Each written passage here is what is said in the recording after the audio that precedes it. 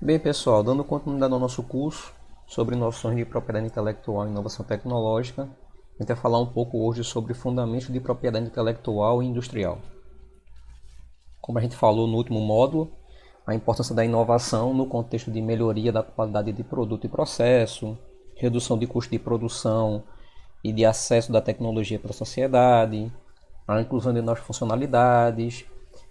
São vários os fatores que levam a gente está desenvolvendo sempre novas tecnologias no contexto de resolver problemas já existentes ou novos problemas, tá?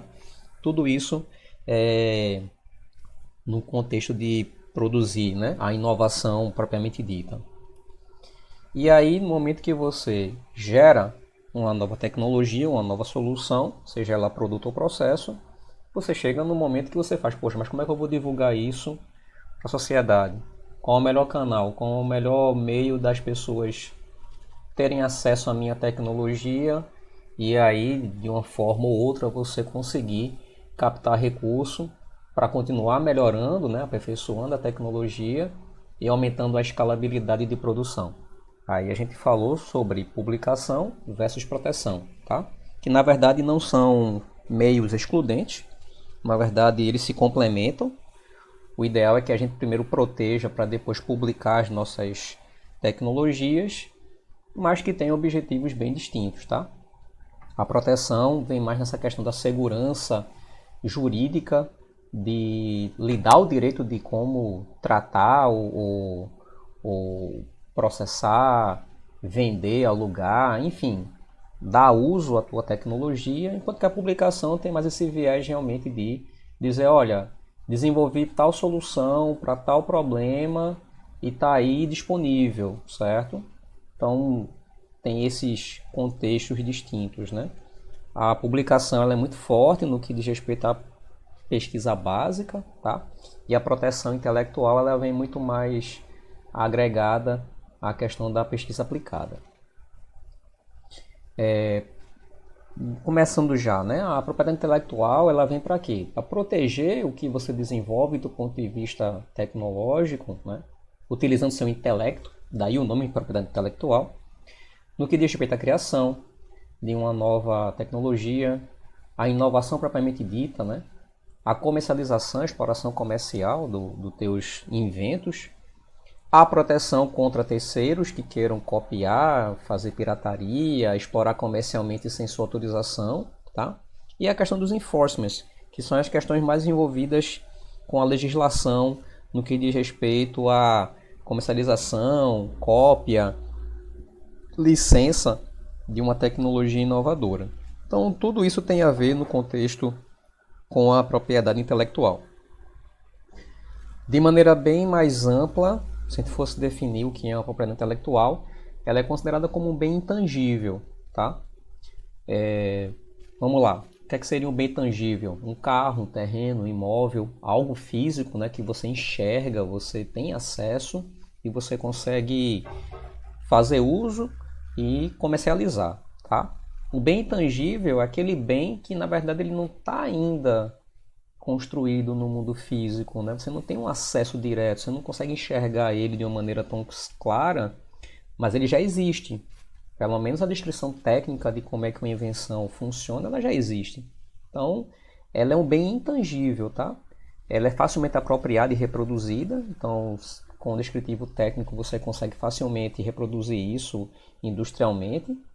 E uma vez criado, o custo de reprodução se torna desprezível, tá? É outra característica também atrelada à propriedade intelectual que a gente viu lá na questão de inovação tecnológica. Se a gente pega em termos de custo, a gente investe muito mais recurso na etapa de pesquisa e desenvolvimento de uma nova tecnologia do que propriamente na sua comercialização. Então, se você bota na balança o quanto custa gerar um protótipo de uma nova tecnologia em detrimento ao produto final acabado, o custo de reprodução dessa tecnologia ela se torna desprezível. Isso também é uma característica da propriedade intelectual enquanto bem intangível. E qual é o papel da propriedade intelectual do ponto de vista prático? Primeiro, dar direitos econômicos aos criadores, aos inventores, de uso, exploração comercial, certo? Licenciar para um terceiro, tá? Ela garante que as transferências de tecnologia sejam feitas de formas seguras para ambos os lados interessados, tá? Através de contratos chancelados, enfim. E ela garante também a aceleração do desenvolvimento tecnológico como um todo. Por quê? Porque no momento que você gera uma propriedade intelectual, você é obrigado a dar publicidade, aí sim, depois da proteção, da tua tecnologia. E aí várias pessoas têm acesso a como tua tecnologia funciona. E no momento que elas têm acesso, elas conseguem aperfeiçoar a tua tecnologia e isso gera um ciclo natural de desenvolvimento tecnológico, certo? Agora vejam, elas têm direito a ter acesso como a tua tecnologia funciona, mas elas não podem explorar comercialmente aquela tecnologia sem autorização dos inventores, tá?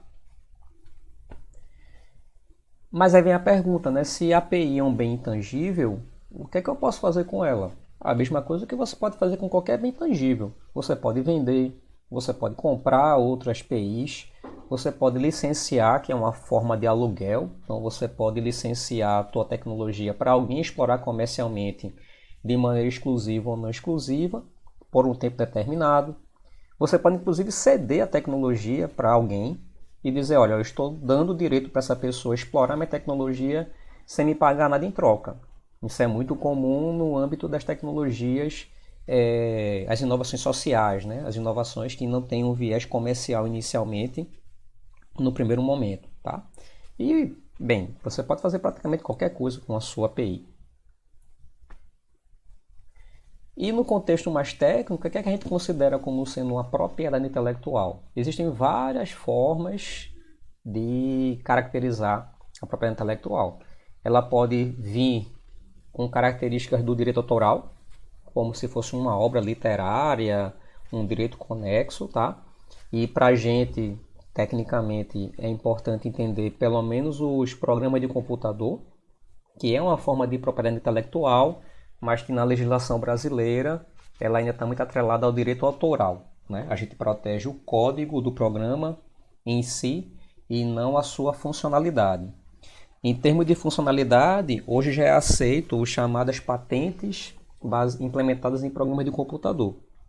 E é uma forma de você proteger de maneira mais forte, né, vamos dizer assim, o teu programa de computador na forma de uma patente. Tá? A propriedade intelectual ela também tem um eixo importantíssimo, que é o eixo aí sim da propriedade industrial, certo?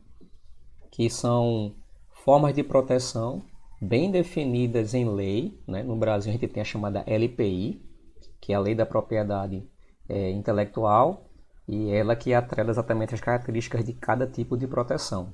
Aí, nesse contexto nós temos patentes, marcas, desenho industrial, indicação geográfica, e temos outros tipos também de propriedade intelectual que a gente pode fazer uso, como as proteções sui generis e outros tipos, como por exemplo o know-how, o segredo industrial, enfim. Como eu falei, né, no Brasil a gente tem a LPI, que é uma lei de 1996 e que ela rege tudo a respeito da propriedade intelectual e industrial. Tá? Então, eu até aconselho para quem quiser se aprofundar um pouquinho mais nesse assunto, dar uma lida na LPI, é bem importante.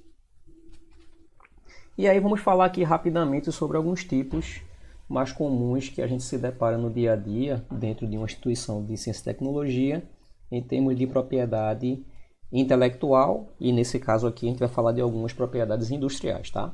A primeira é o desenho industrial, que em princípio é um tipo de proteção atrelada à concepção funcional e estética de um produto, tá? Desde que ele seja passível de reprodução em série industrialmente. Então, por exemplo, uma obra de arte, ela não pode ser protegida no contexto de um desenho industrial, porque embora ela tenha uma concepção funcional estética, se ela não for passível de ser reproduzida industrialmente, ela não pode ser considerada uma propriedade intelectual, no caso aí uma propriedade industrial, tá? Assim como outras propriedades, outras PIs, como no caso da patente, ela precisa de novidade, originalidade e aplicação industrial.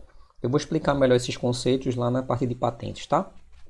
A vigência de proteção de um desenho industrial vigora por 10 anos contados, a partir da data do depósito, né, do pedido de depósito da DI, prorrogável por mais 3 períodos suscetíveis de 5 anos, até atingir o prazo máximo de 25 anos contados da data do depósito.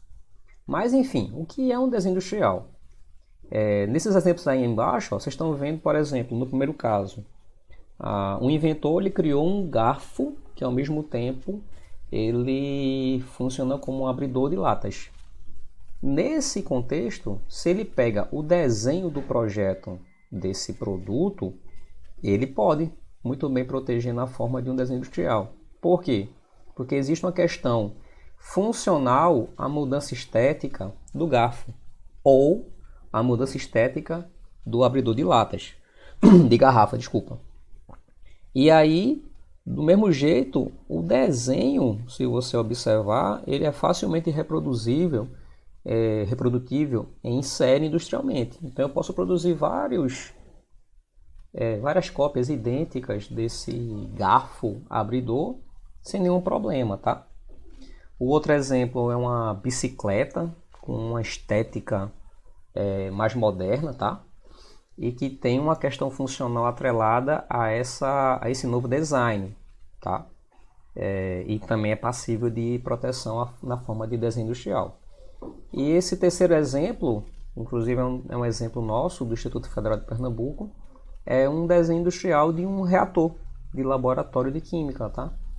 A disposição, a geometria, a questão estética, ela muda a funcionalidade desse reator e dessa forma a gente pode proteger o desenho na forma de um desenho industrial, tá? Não quer dizer que esses produtos também não sejam passíveis de serem protegidos na forma de patente, tá? Mas a questão estética a gente protege na forma de um desenho industrial. Aí nesse ponto é bom a gente não confundir os tipos de proteção, tá? Em termos de patente, que a gente vai falar mais na frente, nós temos as patentes de invenção e de modelo de utilidade. A patente de invenção, a gente está falando da criação de algo novo, propriamente dito, certo? Já se existe um objeto ou um processo, se ele já existe, a gente está aperfeiçoando alguma melhoria funcional, a gente está falando do chamado modelo de utilidade. E como a gente acabou de ver, se a gente está protegendo a questão estética da forma do design, aí a gente fala de desenho industrial. Só para poder exemplificar de maneira mais clara, imagine que eu tenho um computador que no começo, se não existia nada parecido com ele antes, a gente pode proteger ou pôde proteger ele na forma de uma patente, né? Como por exemplo aí um dos primeiros computadores comercializados pela Apple, ele foi protegido na forma de uma patente de invenção. Se no segundo momento a gente melhora a funcionalidade desse computador, mas na essência do seu funcionamento ele não é modificado, a gente tem um modelo de utilidade, como por exemplo um notebook, né? Que é basicamente um computador portátil, mas na essência o funcionamento se mantém o mesmo. E se eu melhoro o design desse computador, aí eu tenho a proteção do desenho industrial, certo? Eu estou mudando basicamente a estética, ele pode se tornar mais ergonômico, mais prático, mais confortável, mas basicamente eu não estou modificando nada na essência do seu funcionamento. É mais na questão estética do produto, tá bom? Um outro tipo de propriedade industrial bastante utilizado pelas empresas são as chamadas marcas, certo? Como é que ela se caracteriza? São basicamente sinais distintivos, visualmente perceptíveis, não compreendidos nas proibições legais e que identificam um produto ou um serviço como produzido ou fornecido por um indivíduo ou por uma empresa e que essa marca ela distingue esse produto de outros similares, mas de procedências diversas, certo? Nesse caso, a gente tem uma API cujo prazo de proteção é de 10 anos, contados da data da concessão do registro e prorrogável por períodos iguais sucessivos, tá? Só para a gente ter uma ideia, por que a marca é tão importante? Porque as empresas muitas vezes são reconhecidas mais facilmente pela sua marca do que pelos seus produtos ou serviços, certo? Aqui nós temos 4 exemplos de tipos de marca, tá? As marcas elas podem ser nominativas, quando a marca só tem letras, né, texto, como é o caso da marca do Google. Ela pode ser uma marca figurativa, como nesse caso da marca do Banco do Brasil, que não tem texto, mas tem um desenho, uma figura que remete àquela empresa. As marcas podem ainda ser mistas, quando você combina desenho e texto. E temos ainda as chamadas marcas tridimensionais, quando inclusive a geometria de um objeto, por exemplo, aí, de uma embalagem do Toblerone, ela faz parte da identidade visual do produto. Então, a gente considera isso como sendo uma marca tridimensional, tá? E o quão importante é uma marca? Será que a marca realmente tem muito valor? O exemplo clássico é a Coca-Cola, tá? A Coca-Cola nasceu como uma empresa de refrigerante e hoje a marca ela consegue se vender muito mais do que o produto inicial da empresa. Você hoje tem tênis da Coca-Cola, mochila da Coca-Cola, capa de celular, o que você imaginar envolvendo a marca Coca-Cola. E toda vez que essa marca é utilizada, quem faz uso da marca tem que pagar os royalties de exploração da marca para a empresa. Então, chega um momento que a marca se torna mais importante do que o próprio produto inicial ao qual ela estava atrelada, certo? Então, marca, principalmente no ramo empresarial, é uma PI extremamente importante e valorosa, certo? Outro tipo de proteção intelectual, nesse caso, uma propriedade industrial, né? É a indicação geográfica, que ela é diferente da marca, tá? Por quê? A indicação geográfica, ela não pode ser considerada como um direito individual, é sempre um direito coletivo, é um conjunto de entidades ou de pessoas que recebem o direito de ter esse tipo de proteção, tá? Ela não pode ser licenciada ou cedida, diferente de uma marca, tá? Por quê? Porque ela diz respeito ao modo de produção de um produto ou de um serviço, certo? Geograficamente localizado. Então, qualquer outra instituição fora daquele contexto geográfico, ela não pode ser atrelada a uma indicação geográfica, certo?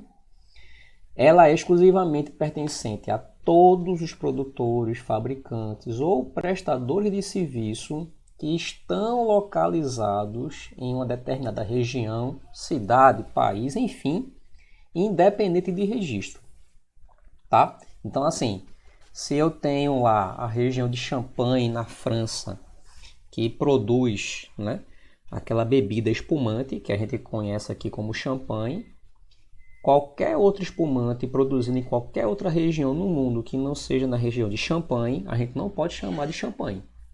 Tem que chamar de espumante, ou cidra, ou o que você quiser, tá? A indicação geográfica espumante denominada champanhe só é na região de Champagne, na França, tá? E a outra característica da indicação geográfica é que ela não pode ser utilizada por aqueles que fabricam ou prestam serviços semelhantes, mas que não pertençam ao local geograficamente determinado pela indicação geográfica. Para ficar mais simples de entender, por exemplo, Porto Digital. Porto Digital ele tem a sua indicação geográfica de processos de desenvolvimento de soluções em TI. Então, todas as empresas que fazem parte do Porto Digital, elas têm o direito de utilizar esse reconhecimento, essa indicação geográfica. Mas nenhuma empresa fora do Porto Digital pode fazer uso dessa indicação. Outro exemplo, a região do Vale do São Francisco tem uma indicação geográfica de procedência. Devido às condições de solo, clima daquela região, os produtos agrícolas, principalmente frutas desenvolvidos na região de São Francisco, têm uma característica ímpar comparado com os produtos similares de outras regiões. Por isso que lá eles recebem essa indicação geográfica. Embora seja semelhante, mas não é idêntico ao modo de produção, tá? E um outro exemplo é a produção de café, lá no norte pioneiro do Paraná, tá? É uma região do Paraná cujo modo de produção do café é diferenciado em relação a outras regiões no Brasil. E aí eles têm o direito de ter uma indicação geográfica. É um processo que não é tão complicado, mas ao mesmo tempo é trabalhoso, tá? Você precisa de vários tipos de documentos que comprovem a necessidade de você ter uma indicação geográfica, mas é tranquilo, tá? E do ponto de vista comercial, isso agrega bastante valor ao produto ou serviço que você está fornecendo para diferentes áreas. Então a indicação geográfica ela também agrega valor ao teu produto. E é bem interessante. Um outro tipo de proteção, aí nesse caso permeia entre a propriedade industrial e a propriedade intelectual na forma do direito autoral, certo? É o registro de programa de computador. Na sua essência, no Brasil, ele é protegido pela Lei de Direito Autoral, certo? Não é um registro obrigatório, então não é o fato de você gerar um programa de computador que você é obrigado a protegê-lo na forma de um RPC, mas ele é interessante pelas questões de litígio, né, questões legais. Então, numa disputa legal, você pode muito bem utilizar o registro do programa como uma forma de provar a autoria daquele software. Então, é interessante pelo menos ter um registro de programa de computador se você comercializa um software autoral, tá? O prazo de validade dos direitos, no caso de registro de software, são de 50 anos, tá?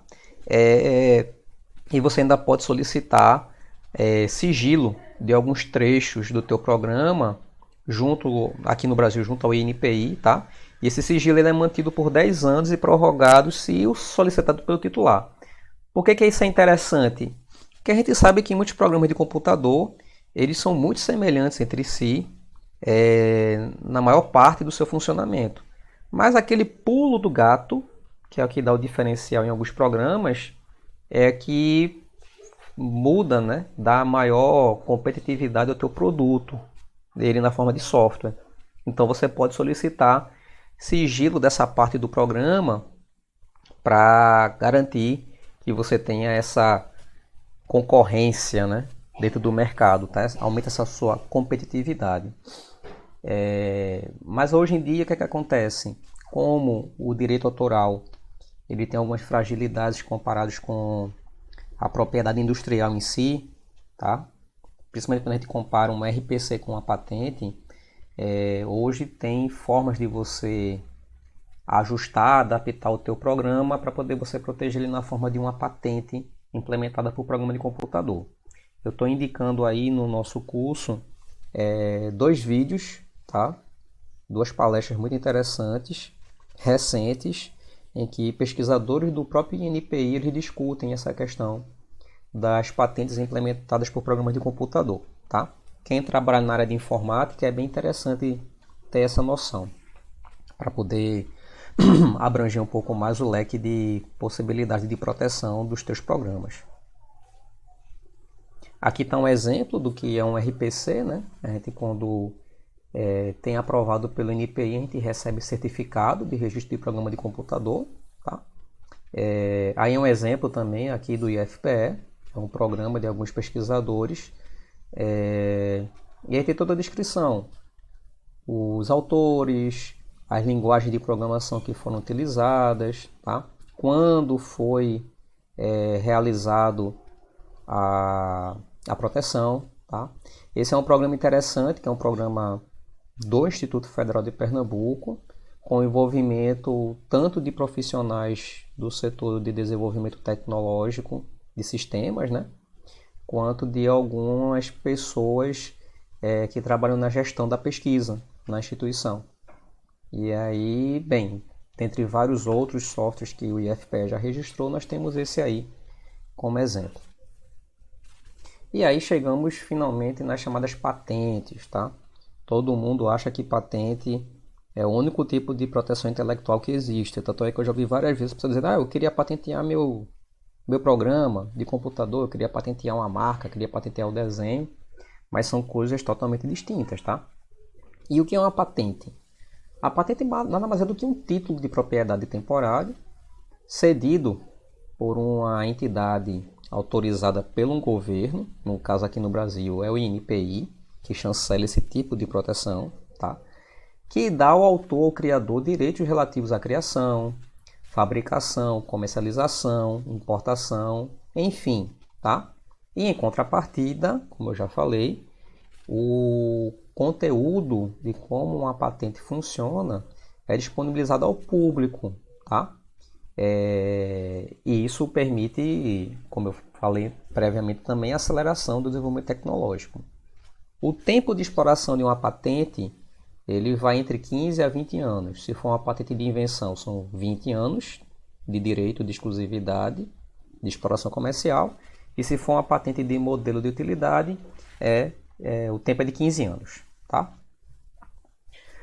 O que é que uma invenção ela precisa ter para ser considerada uma patente? Então, existem 3 pilares. Novidade, atividade inventiva e aplicação industrial. Então, para que uma invenção seja considerada uma patente, primeiro ela tem que ser algo novo, inédito, ou seja, ela não deve existir naquela forma, especificamente, até a data de pedido de depósito da patente, certo? E todo esse contexto técnico já existente a gente chama de estado da técnica. Para quem trabalha com pesquisa, a gente escuta muito falar de estado da arte, tá? Seria algo semelhante, mas aqui com um viés muito mais focado em tecnologias aplicadas. Então a gente chama isso de estado da técnica. Então se a tua invenção ela é nova, ela foge do estado da técnica, você cumpriu o primeiro pilar, né? Que é de novidade. A segunda coisa é, a tua invenção ela tem que vir obrigatoriamente, né, de uma atividade inventiva. Então, qual é a premissa disso? É que um técnico no assunto que vai analisar a tua patente, ele não decorra de maneira evidente ou óbvia do estado da técnica. Vamos traduzir. Eu sou um engenheiro mecânico e recebo uma patente para ser analisada do ponto de vista de uma máquina. Então, se eu analiso e identifico que o funcionamento daquela máquina, a maneira como ela foi construída, que está sendo proposto numa patente, é muito óbvio e não difere do estado da técnica, certo? Então, a atividade inventiva ela fica fragilizada e dificilmente sua patente ela vai ser concedida, tá? E outra coisa, se a gente agora for para um outro extremo, vamos supor na área de biologia, eu pego uma planta no meio do mato e vou patentear ela. Não pode também. Até porque isso vai de encontro a alguns artigos da LPI, tá? E não tem atividade inventiva em você ter descoberto uma planta. É como a gente discutiu na aula de inovação. Descoberta é diferente de invenção, tá? Então, você precisa ter a atividade inventiva muito clara para garantir a concessão da sua patente. E o terceiro pilar é a chamada aplicação industrial, tá? A tua patente, a tua invenção, ela deve permitir a sua reprodutibilidade e ser passível de comercialização. Se uma indústria não consegue reproduzir, tá, a tua tecnologia, dificilmente você vai ter uma patente concedida, tá? Agora, se você cumpre claramente esses 3 pilares, aí você tem a concessão da sua patente, que pode ser de produto ou de processo a princípio, e pode ser uma patente de invenção ou uma patente do tipo modelo de utilidade, tá bom? Coisas importantes para a gente atentar quando a gente trabalha com patente é se a tua invenção ela foi descrita dentro do estado da técnica, ela não é nova e a tua patente não é concedida. Isso aí, qual é o grande lance que a gente tem que tomar cuidado? Existe uma coisa chamada período de graça, tá?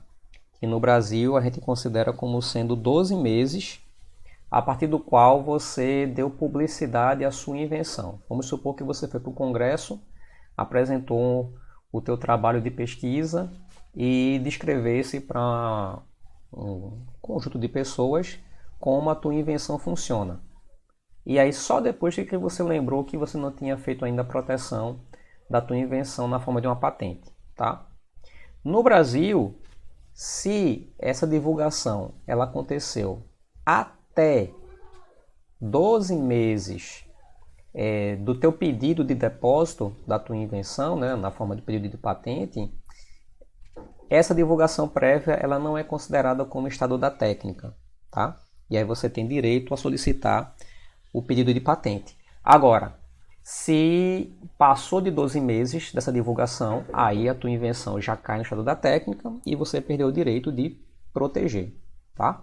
Então a gente tem que tomar cuidado com essas divulgações prévias de uma invenção, sem antes tomar cuidado em pedir a proteção, desde que a tua invenção ela seja passível de ser patenteável, tá bom? E como eu falei, né, nem tudo é patenteável, tá? Nem tudo pode ser considerado patente e determinados tipos de invenção, mesmo que você enquadre dentro dos 3 pilares, novidade, atividade inventiva e aplicação industrial, existem algumas restrições que a LPI não permite que você patenteie um invento.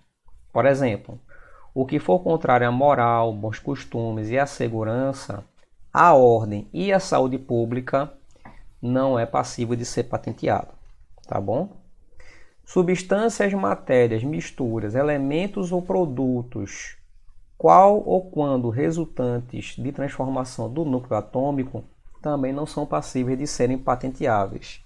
Isso é muito envolvido na questão de segurança nuclear, na questão de competitividade, na questão estratégica dessas tecnologias para uma nação, tá? Então, tudo que envolve geração de substâncias radioativas, por exemplo, no Brasil não são patenteáveis, tá? O uso, tá, pode até ser patenteável, mas a substância em si, certo? A matéria, misturas, o que for, dificilmente vai ser patenteável, tá bom?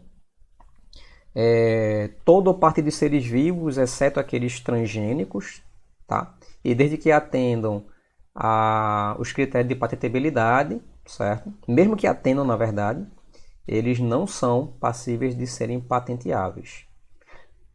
Os únicos parte ou todo de seres vivos que podem ser patenteáveis, como eu já falei, são os transgênicos, tá? Porque você tem uma modificação intencional a partir de uma atividade inventiva dentro do micro-organismo, certo?